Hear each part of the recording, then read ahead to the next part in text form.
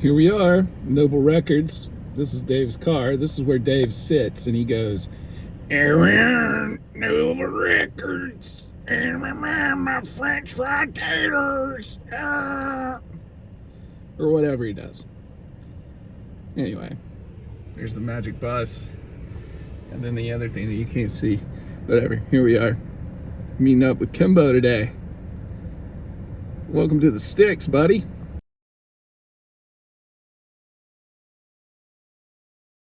Hello folks. So I wanted to make a video about this months ago, and I actually did make a video about this months ago. I also talked about a meetup that I had with Kimbo when he came through the Carolinas. He and I met up in May with several of the other guys, the usual suspects around here, guys. So I made a video about that meetup. I made a video about the pickups and all that stuff, and something happened to it. I think I accidentally deleted it, thinking it was some other videos or something. But I also talked about meeting Kimbo for one of the Pearl Jam shows in Raleigh. There were 2 nights there, and he invited me to come to the second one, which was super nice of him, and I had a great time. So I thought that I've seen a few shows over the last few months, and I thought that I would make some videos about those shows. Maybe talk about some records in relation to those shows. We'll see. Some of these came from some of the cars. Yeah, we'll give it a whirl. Overseas. No, I'm good. And get burgers. Sam Adams, that one from overseas. Anybody want posters for their bar or something? I could bring those back to Mazzy. He likes posters? Yeah, he loves coasters. Give those to Mazzy. Mazzy, these are coming your way. These coasters are here. Here you go, Matt.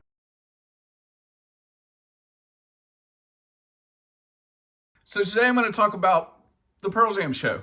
It was great. The last 2 times I've seen Pearl Jam, somebody had an extra ticket or offered me their other ticket for free. The last time I saw them was on the, what was that album? Lightning Bolt tour or something here in Charlotte. It was a good show. It was a really good show. It just basically proved to me that they're a really good live band. Whether you like their music or not, they are objectively a really good live band. I had seen them 2 other times in my younger days. The first time I saw them was 96, I believe. Was the No Code tour. That was the non-Ticketmaster tour. I saw them again on the Yield tour in 98 in Greenville, South Carolina. Mudhoney opened that show.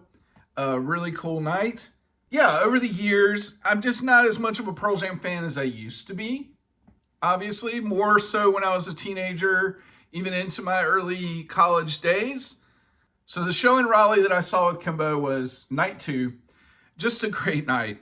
The set list was fantastic. They played Corduroy, which is my favorite Pearl Jam song. Was hoping that I would hear that one. They played a very mixed set, over the course of their discography. Even though they're touring for Dark Matter, they know what people are there to see, right?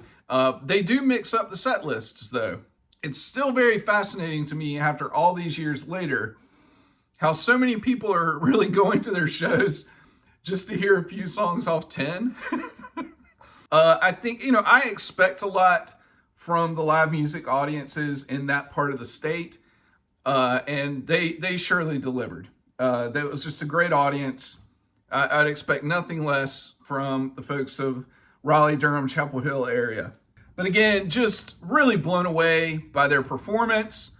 I see a lot of similarities in what Pearl Jam is doing on the road to what Bruce and the E Street Band do. And I think that is not a coincidence. I really think that those guys, especially Eddie, probably look to Bruce as an example of, if we're going to keep touring and we're going to keep doing this into our older age, this is what we're going to give the folks, and we're going to try and deliver on that kind of experience. And I felt like that's what it really felt like to me.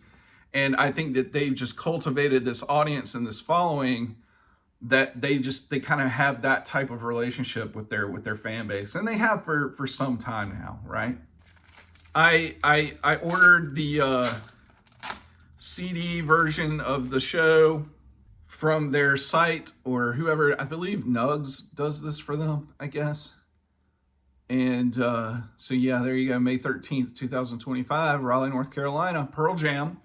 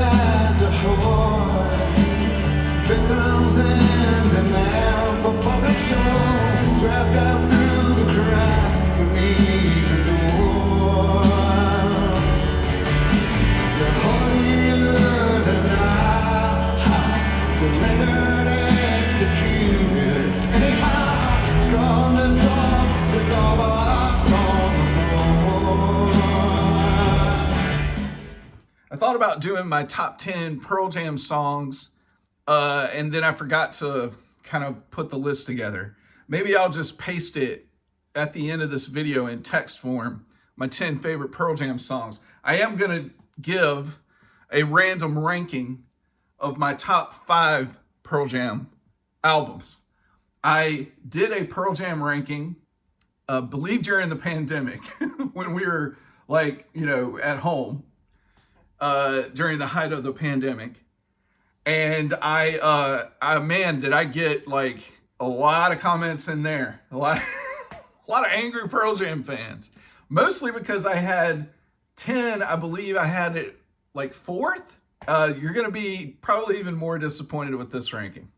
I only own 3 Pearl Jam records anymore on vinyl. This one, and this one. They're all reissues. I don't have any originals. I still have a lot of respect for Pearl Jam.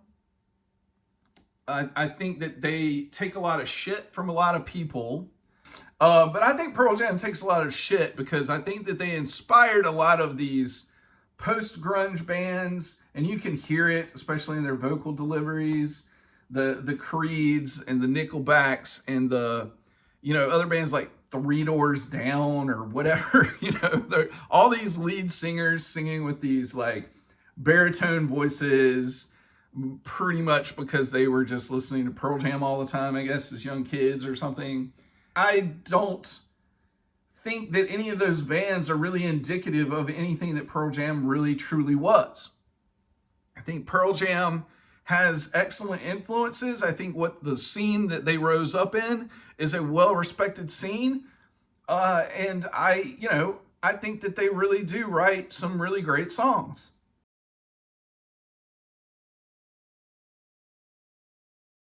Let's do my 5 favorite Pearl Jam records. Coming in at number 5.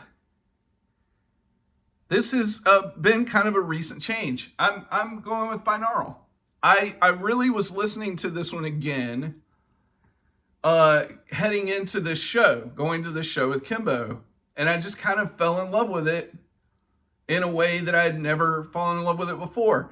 In the past, I've always kind of viewed it as this album that about half of it was really, really great songs, and then the other half I could just kind of like do without. I love the atmospheric sound of it. I just think that Binaural is an excellent record, and kind of really probably their last album where they really were doing anything semi-experimental. At number 4, I have their second album, Versus.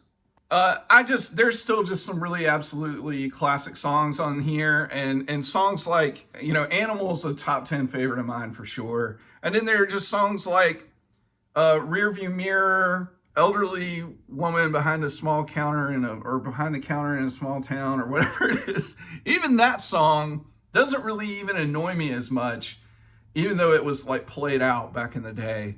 And even Daughter is not that bad. It's definitely no Jeremy. I never want to hear that song again. Never want to hear Jeremy ever again. And number 3, man, I go back and forth on this. But I think right now I'm going to put Yield at number 3. I think when I did my original ranking almost 5 years ago now, or over 5 years ago now, I had Yield at number 2. But now I'm going to have it at number 3. There is a slickness to this record that I wish there was a little bit more raw intensity.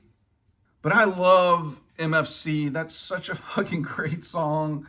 Brain of J is really cool. Do the Evolution is an all-time classic. An all-time classic. At number 2, today I'm going to go with No Code. And I think that the amount of variety on this record, the way that they kind of like channel that whole Neil Young thing, there's even like just the atmospheric stuff on In My Tree and Present Tense stuff, like Off He Goes. It's so great. Such a like a Neil Young kind of like after the gold rush harvest kind of vibe, right? Hail Hail's an absolute classic. And even the Stone Gossard song tune, Mankind, right? Yeah, that's a great song. And then this hasn't changed in some time and probably never will, but my favorite is Vitalogy by far, even with all the weird interludes and stuff that annoys a lot of people. It's got everything that you expect from Pearl Jam, and then some stuff that is kind of new, Immortality was a real kind of different kind of sounding song for them. Corduroy is their best tune, in my opinion. It's my favorite song by Pearl Jam. I know that it's also a crowd favorite. Eddie was definitely driving the band by this point. After the first 2 records, Eddie pretty much had kind of asserted himself as the true band leader. And I think that the band benefited from that, because I think that he was a little more into a wider variety of sounds than the rest of his bandmates were.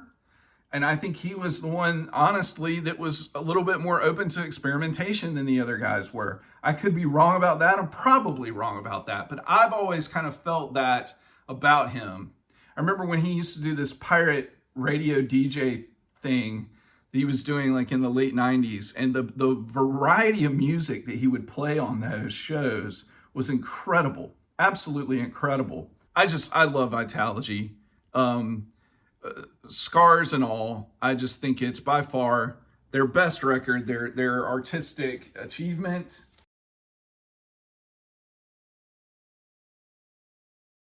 I'm sorry guys, 10 over the years. Listen, I played that shit out when I was like a 13-year-old or whatever, right? And I just think that they grew as a band after that record. I think that record is it's the most overrated album of 1991. It's probably one of the top 10 most overrated albums of the 90s. Is it still a good record? Yes. I can think it's overrated and still think it's a good record. I just don't think it stacks up to what a lot of people say that it is. I think they got better after 10. I really do. That middle period of albums from 94 to 99 are really good records. They are really good records. And yeah, I think that's Pearl Jam at its best in that period. I just think 10 is dated sounding arena rock. Even Eddie's voice changed. He became a more competent singer that could kind of like deliver on all different types of tones. He's very much one note on that record, in my opinion. It's that kind of, he's a caricature of himself on that album. And I think he got better over time. I think they all got better over time, even with all the drummer changes and everything. I hate that Matt Cameron's not with the band anymore, but you know, you gotta hang it up at some point, right? So yeah, anyway, that's it. That's my random Pearl Jam video. Hopefully I can edit this down. I was rambling a little bit more than I originally intended to. So I'm going to talk about a few more shows, some kind of quick thrown together videos here, and I'll see you in the next one. All right, bye. Digital gramophone makes no sense.